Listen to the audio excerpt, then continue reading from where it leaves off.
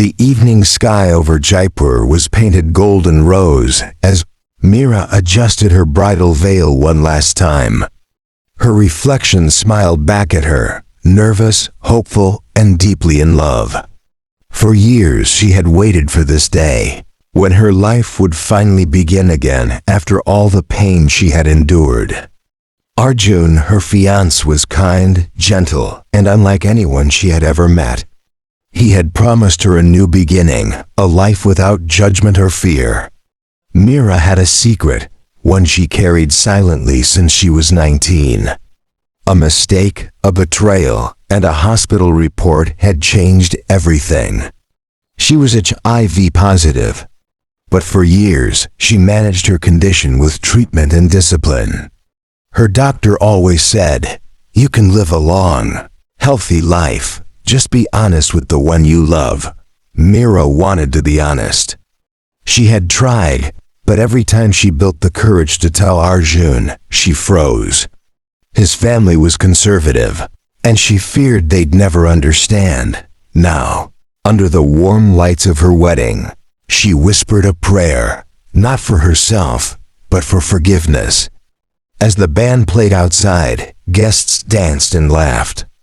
Arjun's mother, a proud woman of tradition, watched Meera closely. "She's quiet," she murmured to a cousin. "Too quiet." But Arjun was radiant, his smile genuine. "She's perfect, Ma. She's everything I wanted." That night, when the wedding rituals ended, Meera and Arjun sat together for the first time as husband and wife. The candlelight flickered across their faces. He held her hand gently. "Are you happy?" he asked. "Yes," she said softly. "I've never been happier." But beneath her bridal jewelry, her heart pounded with fear. Because love built on silence, she knew was fragile, and someday, truth always found its way out. 2 days after the wedding, the newlyweds returned to Arjun's family home. It was a large haveli, filled with laughter, rituals, and the aroma of incense. Meera tried her best to fit in. She woke early, helped in the kitchen, and touched elders' feet for blessings. Everyone seemed pleased. For a while, she believed maybe her secret would never have to surface, but fate is cruel to those who carry fear. While unpacking her belongings, Arjun's sister-in-law found a small pouch in Meera's bag. Inside were her medicines. The label read antiretroviral therapy. Confused, she took it to Arjun's mother. Within minutes, whispers spread through the house like wildfire. By evening, the atmosphere had changed. Arjun's mother called her son aside. "What is this?" she asked sharply, showing the medicine box. Arjun stared, uncomprehending. "These are Meera's?" When he confronted his wife, Meera's eyes filled with tears. She didn't deny it. "Yes," she whispered. "I was going to tell you." "I swear I was." Arjun's face turned pale. "HIV? Since when?" "For years," she sobbed. "But I'm fine. The doctor said it's under control. You are safe. I didn't want to lose you." Silence filled the room. From the corridor, his mother screamed, "You've brought shame to our home. How dare you deceive us?" Arjun tried to speak, but the weight of judgment crushed his words. His father, red with anger, shouted, "You married a dying woman. What will people say?" Meera fell to her knees, begging for forgiveness. "Please, I never meant harm. I just wanted love, a life." But her cries met only the sound of doors slamming shut. That night, the house was heavy with tension. Arjun didn't eat. His family locked themselves in separate rooms, whispering accusations. Meera sat alone on the floor of their bedroom, clutching her wedding bangles. Every echo in the house felt like a storm coming closer. At midnight, there was a knock at the door. Arjun's brother entered, his face cold. "Come downstairs," he said. "They want to talk." Mira followed, trembling.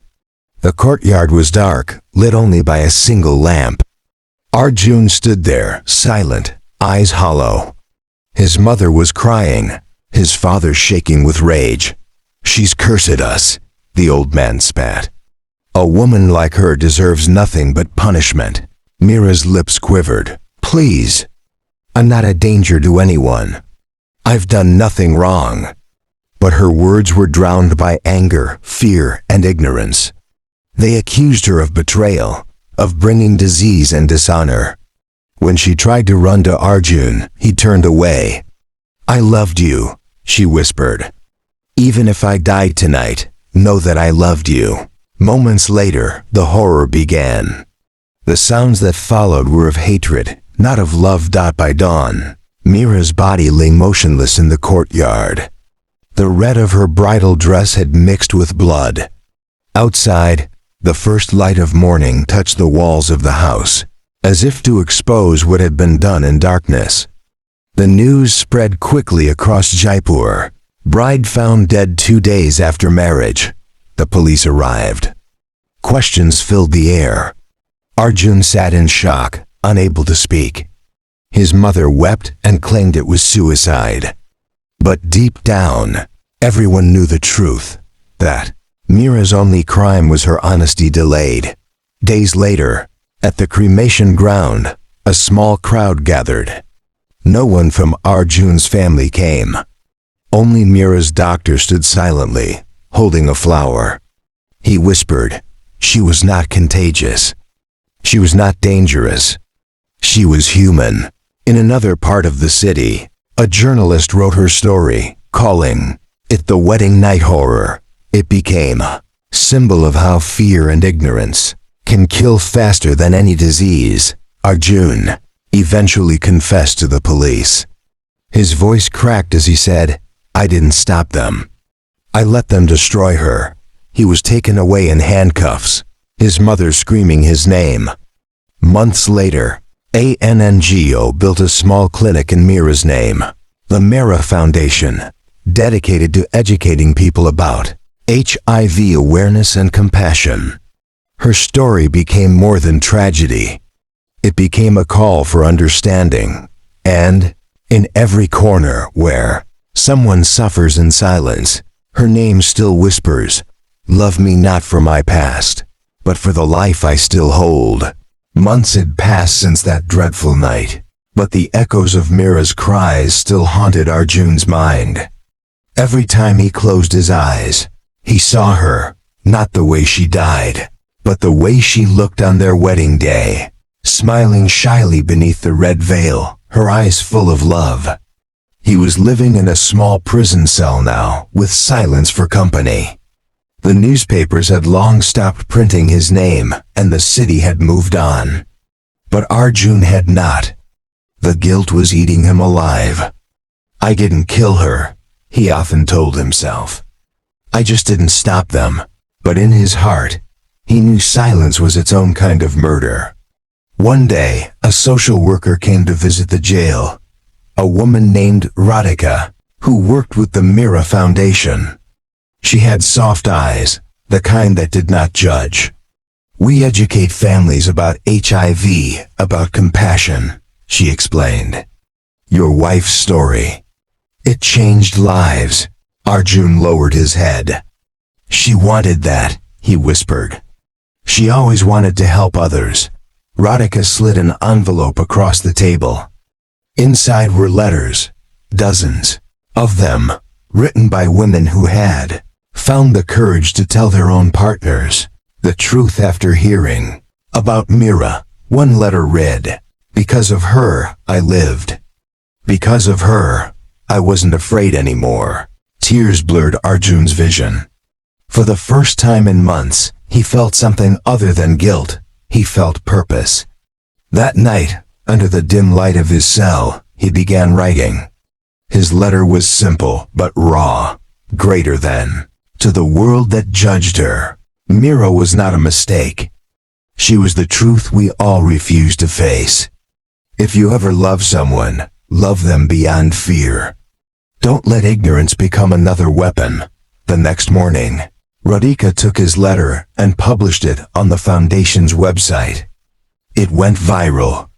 People from all over the country shared it with the tag hashtag Justice for MEERA. For the first time, Meera's story wasn't just about tragedy. It was about transformation. Months later, Arjun was granted parole under a rehabilitation program. When he stepped out of prison, he didn't return home. His parents had left the city in shame. He walked straight to the Meera Foundation's new center, a small white building with her name etched in gold. There, he met young women learning about health, awareness, and courage. He began volunteering, helping to organize awareness campaigns in rural areas. Wherever he went, he told Meera's story, not as a tale of sorrow, but as a lesson of humanity. Once, during the school event, a little girl raised her hand and asked, "Uncle, who was Meera?" Arjun smiled faintly and replied, "She was the bravest person I ever knew. She taught me that love means truth, even when it hurts." Years later, the foundation grew into one of the biggest awareness networks in North India. A small statue of Meera stood outside, holding a flower, symbolizing life, not death. And sometimes, when the evening sun fell on her face, Arjun swore he could almost hear her whisper, "Greater than I forgive you."